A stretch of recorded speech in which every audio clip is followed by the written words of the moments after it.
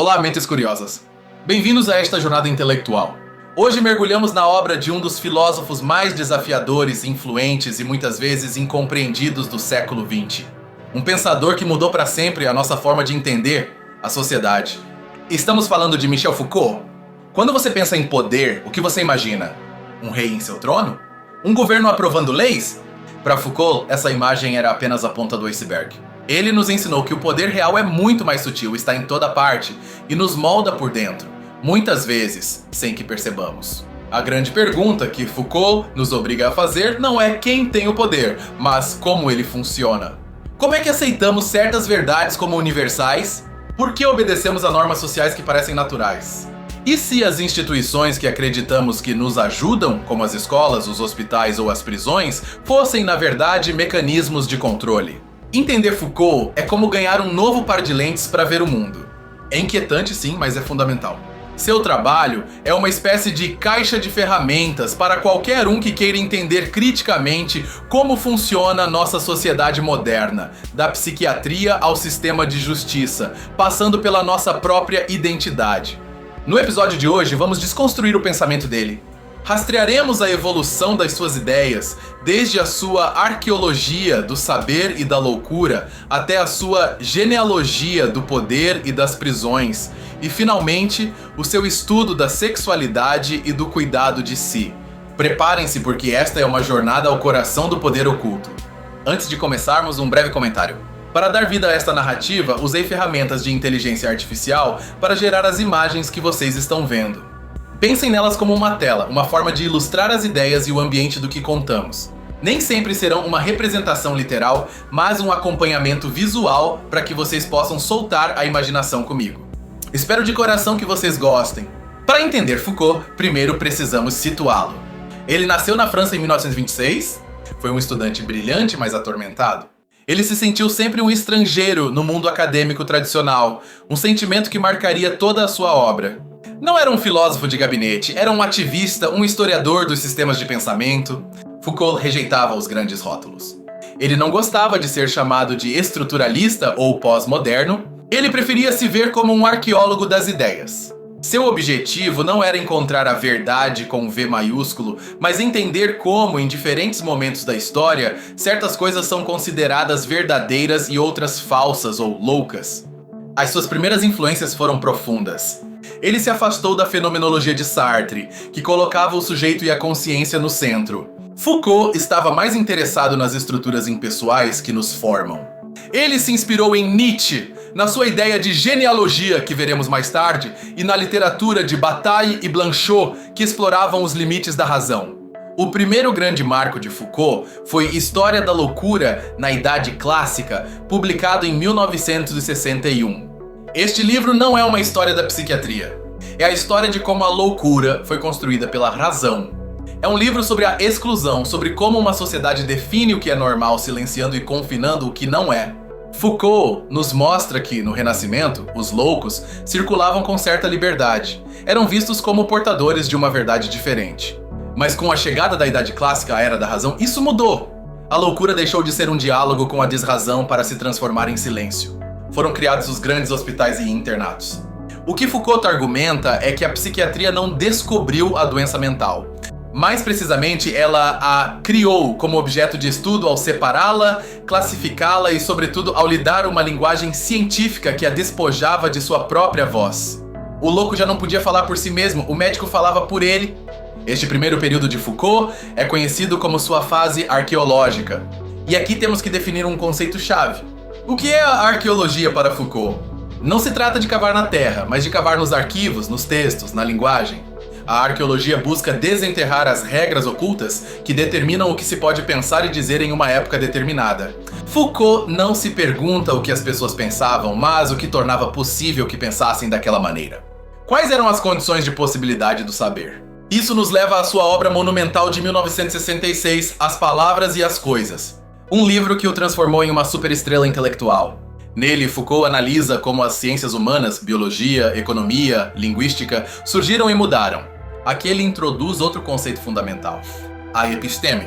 A episteme não é o conhecimento em si, mas o inconsciente de uma época. É o conjunto de pressuposições fundamentais, não questionadas, que organizam todo o saber. É o solo sobre o qual caminha o pensamento de uma era. Foucault identifica diferentes epistemes. Por exemplo, a do Renascimento, que se baseava na semelhança. Tudo se parecia com tudo. O microcosmo, o homem, refletia o macrocosmo, o universo. O saber era interpretar as assinaturas de Deus no mundo. Depois, na época clássica, séculos 17 e 18, a episteme muda. Já não é a semelhança, mas a representação e a classificação. O mundo se torna uma grande tabela. Pensem em Linneu classificando plantas e animais. O saber é ordenar o mundo em categorias claras e distintas. Finalmente, chega a episteme moderna, século XIX, onde emerge uma figura nova e problemática: o homem. Pela primeira vez, o ser humano se torna objeto de estudo para si mesmo. Nascem a psicologia, a sociologia, a biologia moderna. O homem é quem conhece, mas também o conhecido. A famosa e provocadora conclusão de As Palavras e as Coisas é que o homem é uma invenção recente. E que, se a episteme que o tornou possível estiver desaparecendo, então o homem poderia se apagar como um rosto de areia na orla do mar. Uma frase que causou um escândalo. O que Foucault está dizendo não é que os seres humanos vão desaparecer, mas que a ideia que temos do homem como centro do universo, como sujeito soberano, é histórica e, portanto, passageira. É um ataque direto ao humanismo que havia dominado a filosofia ocidental. Para resumir o seu método arqueológico, Foucault publica A Arqueologia do Saber em 1969. É um livro denso, metodológico, onde ele defende a sua abordagem. Seu objeto de estudo não são as ideias, são os enunciados e as formações discursivas.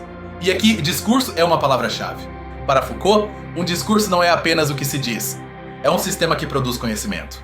Um discurso, como o da medicina, do direito ou da economia, define o que é normal, o que é verdadeiro e, ao mesmo tempo, define o que é anormal ou falso. O discurso, portanto, não é neutro, é uma forma de poder. O discurso médico não apenas descreve doenças, ele também tem o poder de definir alguém como doente ou saudável, com todas as consequências sociais que isso implica. O discurso não descreve a realidade, ele a produz. Esta descoberta de que o saber, discurso e o poder estão intimamente ligados marca uma virada no pensamento de Foucault. Os eventos de maio de 68 em Paris, os protestos estudantis e operários o abalam. Ele percebe que a arqueologia não é suficiente. Não basta descrever as regras do saber, é preciso entender como elas se impõem. Foucault ele se torna mais político, mais ativista. Ele se envolve no grupo de informação sobre as prisões. Seu foco se desloca das regras do saber para as relações de poder. Ele passa da arqueologia para a genealogia, um termo que ele pega de Nietzsche. A genealogia não busca uma origem pura ou uma evolução linear. Ela busca os começos baixos, desordenados e conflituosos. Não pergunta o que é a justiça, mas como é que este sistema de justiça em particular, com seus tribunais e prisões, chegou a se impor sobre outros. É uma história do presente. Essa virada genealógica dá a luz ao seu livro mais famoso e talvez o mais impactante, Vigiar e Punir, O Nascimento da Prisão, publicado em 1975. Este livro é uma bomba. Ele começa com uma descrição gráfica e brutal do suplício público de um regicida no século XVIII. O livro contrasta esse suplício, esse poder monárquico que é exercido com violência sobre o corpo do condenado, com um horário de prisão de apenas 80 anos depois. Um horário meticuloso que regula cada segundo da vida do prisioneiro. O que aconteceu? Nos tornamos mais humanos? Foucault diz não. Não é que tenhamos nos tornado mais humanos. É que o poder mudou de tática. Passou de um poder que castiga o corpo para um poder que disciplina o corpo. Passou da violência espetacular ao controle minucioso. O objetivo já não é destruir, é reformar. É criar corpos dóceis. Aqui é onde Foucault desenvolve uma das suas teses mais radicais. O poder não é algo que se possui como um objeto. O poder não está apenas no Estado, no rei ou na classe dominante. Essa é a visão jurídica do poder. Foucault propõe uma visão de microfísica do poder. Para ele, o poder é uma relação. Está em toda parte. É exercido, não possuído. Flui. Está na relação entre médico e paciente, entre professor e aluno, entre guarda e prisioneiro e até mesmo entre amigos e amantes. O poder não é uma coisa, é uma estratégia. E crucialmente, o poder não é apenas repressivo, não diz apenas não. Esta é a sua grande ruptura com o marxismo e o freudismo, que viam o poder como algo que reprime a economia ou o desejo. Foucault diz que o poder é produtivo. O poder produz realidade. Produz conhecimento. Produz prazer. Produz o próprio sujeito. Voltemos à prisão. O novo poder disciplinar não precisa da tortura. Ele tem ferramentas mais sutis e eficazes. Quais? Primeiro, a vigilância constante. Segundo, a normalização. E terceiro, o exame. O símbolo perfeito deste novo poder é o panóptico. Um projeto de prisão ideal proposto pelo filósofo Jeremy Bentham. É uma prisão circular com uma torre de vigilância no centro. Os prisioneiros estão em celas individuais na circunferência, retroiluminados.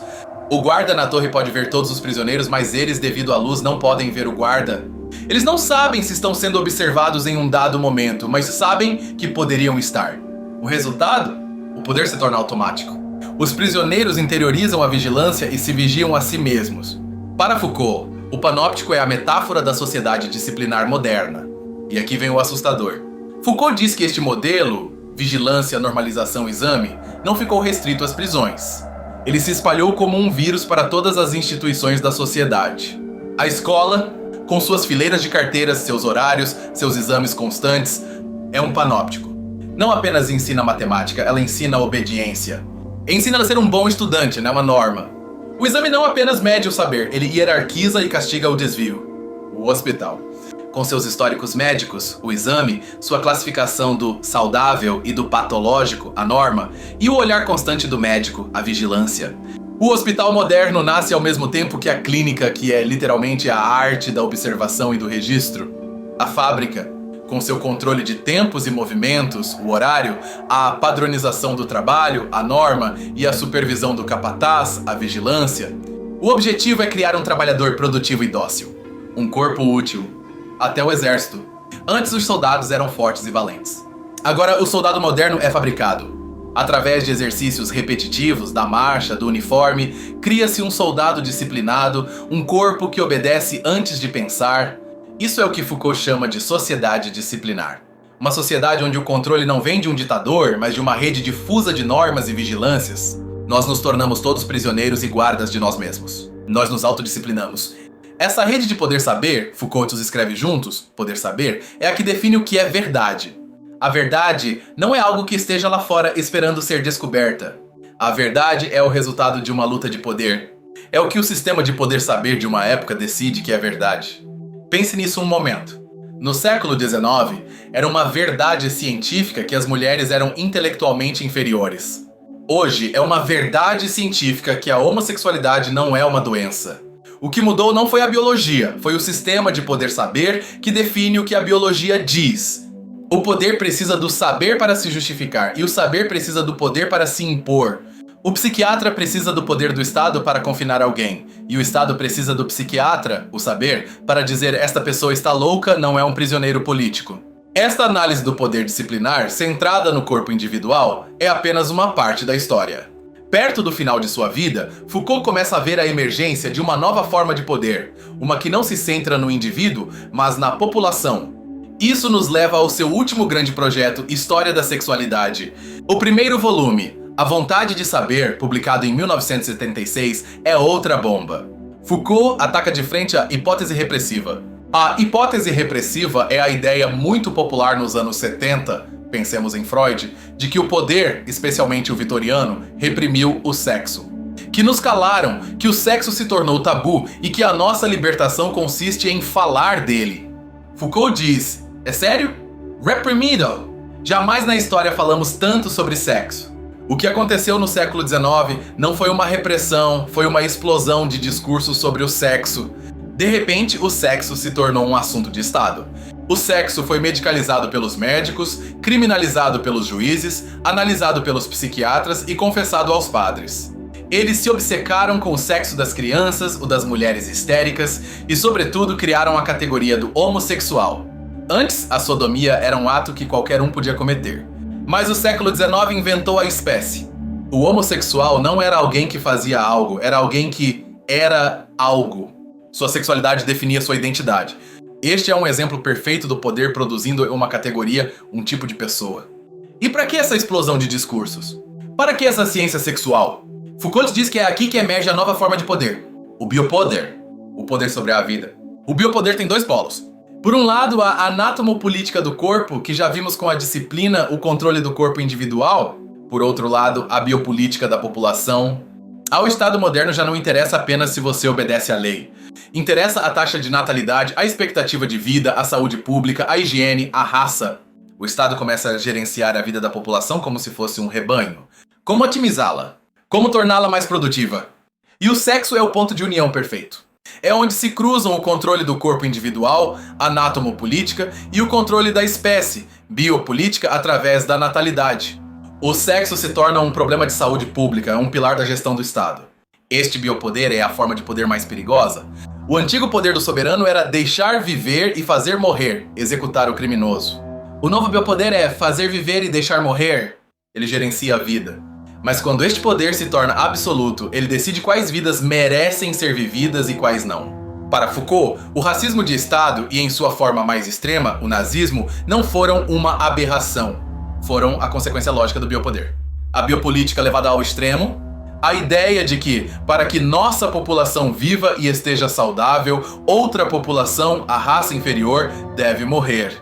Portanto, Foucault nos mostra que não nos libertamos do poder vitoriano. Simplesmente passamos de um poder disciplinar para um biopoder, onde nossa própria vida, nossa saúde, nossa sexualidade se tornaram o objetivo central do poder. Depois do primeiro volume de História da Sexualidade, Foucault fez um longo silêncio de 8 anos. O público esperava que ele continuasse analisando a ciência sexual do século XIX, mas Foucault, como sempre, deu uma virada inesperada. Quando finalmente publicou os volumes seguintes, pouco antes de morrer em 1984, o tema havia mudado drasticamente. Ele foi 2000 anos para trás aos gregos e romanos para estudar o uso dos prazeres e o cuidado de si. Por que essa virada? Foucault percebeu algo. Ele havia passado toda a sua carreira analisando como o poder nos faz sujeitos. Sujeitos loucos, sujeitos criminosos, sujeitos sexuais. A pergunta que lhe faltava era: é possível criarmos a nós mesmos como sujeitos de outra maneira? Nos gregos, Foucault encontrou algo fascinante. Para eles, o sexo, a dieta e o corpo também eram preocupações. Mas não como uma lei moral imposta de fora, como o cristianismo, ou uma norma científica, como o biopoder. Para eles, era uma questão de estética. Foucault descobre a estética da existência. A ideia de que a vida de um homem, naquela época ela era apenas para homens livres, podia ser uma obra de arte. O objetivo era governar a si mesmo, praticar o cuidado de si, epimeleia heltou, para ser um sujeito livre. Este cuidado de si não era egoísmo. Pelo contrário, para os gregos, só alguém que sabia governar a si mesmo, controlar suas paixões, seus prazeres, estava capacitado para governar a cidade. Era uma prática ética e política. Este é o período ético de Foucault. Não é que ele esteja nos dizendo para vivermos como os gregos. Isso seria impossível. O que ele nos oferece é uma genealogia da nossa própria moral sexual. Ele nos mostra que o sujeito moral nem sempre foi baseado na obediência a uma lei universal. Foucault rastreia como passamos desta estética da existência grega para uma moral do código romana, mais centrada na lei e no casamento, e finalmente para a hermenêutica do desejo cristã, onde não só os seus atos são julgados, mas também os seus pensamentos mais íntimos. O cristianismo, para Foucault, introduz uma forma de poder pastoral. O pastor cuida de cada ovelha, a conhece individualmente, a guia e exige que a ovelha lhe confesse seus pecados, seus desejos mais ocultos para ser salva. Uma técnica de subjetivação incrivelmente poderosa. E aqui Foucault liga os pontos. Este poder pastoral, esta técnica de exame de consciência e confissão, não desapareceu com a religião. Ele se secularizou. O psiquiatra, o assistente social, o médico, se tornaram os novos pastores que nos convidam a dizer a verdade sobre nós mesmos para sermos normais. Foucault morreu em 1984 de AIDS, deixando incompleta a história da sexualidade. Mas seu trabalho final sobre a ética nos deixa uma última pergunta, talvez a mais importante. Se o poder está em toda parte, é possível a resistência? A resposta de Foucault é um sim categórico. Mas a resistência para ele não é uma grande revolução que tomará o Palácio de Inverno? Essa é a velha ideia do poder. Se o poder é uma rede de microfísicas, a resistência também deve ser. Foucault diz: onde há poder, há resistência. Eles não estão separados. A resistência não está fora do poder. Ela nasce dentro dele. Cada relação de poder é instável e cria a possibilidade da sua própria subversão. O escravo sempre pode resistir ao senhor, o estudante ao professor. A resistência não é escapar do poder, isso é impossível, estamos sempre nele, mas sim jogar o jogo de outra maneira. É o que ele chama de práticas de liberdade. É usar as ferramentas do poder saber contra si mesmas. É criar novos espaços, novas relações, novas formas de ser sujeito. A filosofia, para Foucault, não é encontrar a verdade. É uma crítica. É uma forma de diagnosticar o presente. É perguntar constantemente, por que isso é assim? Por que aceitamos isso? Poderia ser de outra maneira? É um exercício de dessubjetivação.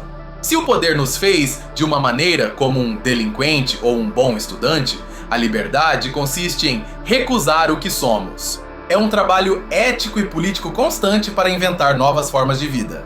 Agora, o pensamento de Foucault não está isento de críticas e elas são importantes. Muitos o acusaram de relativismo. Se a verdade é apenas um produto do poder, significa que todas as verdades são iguais? A verdade da astronomia é igual à da astrologia? Foucault se defendeu disso. Ele não dizia que não existia uma realidade, a Terra gira em torno do Sol, mas que a prática científica que nos permite saber isso e o status de verdade que lhe damos está imersa em relações de poder, ciência versus religião, por exemplo. Outra crítica, especialmente da esquerda, como Sartre ou Habermas, foi que a sua visão do poder era uma armadilha. Se o poder está em toda parte, como é possível uma ação política real e unificada? Não nos deixa em um beco sem saída, onde só podemos fazer pequenas resistências locais? Foucault poderia responder que ele não era um profeta. Não estava ali para dar um plano de ação política. Estava ali para dar ferramentas de diagnóstico. Seu trabalho era mostrar os mecanismos ocultos do poder para que outros grupos feministas, movimentos pelos direitos civis, ativistas, pudessem fazer sua própria luta mais informada. Ele também foi criticado por sua estética da existência. Isso não é um luxo apenas para indivíduos privilegiados? O que o cuidado de si diz a alguém que luta para sobreviver dia a dia? É uma crítica válida que aponta para um certo elitismo em suas últimas obras. Apesar dessas críticas, o legado de Foucault é imenso.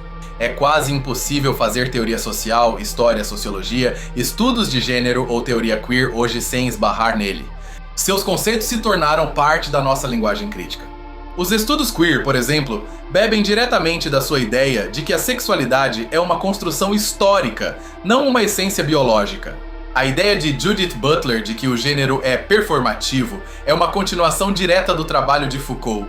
Os estudos pós-coloniais têm usado suas ferramentas para mostrar como o saber ocidental, como a antropologia ou a medicina, foi usado como uma ferramenta de poder para controlar e definir as populações colonizadas, criando a verdade do selvagem ou do primitivo.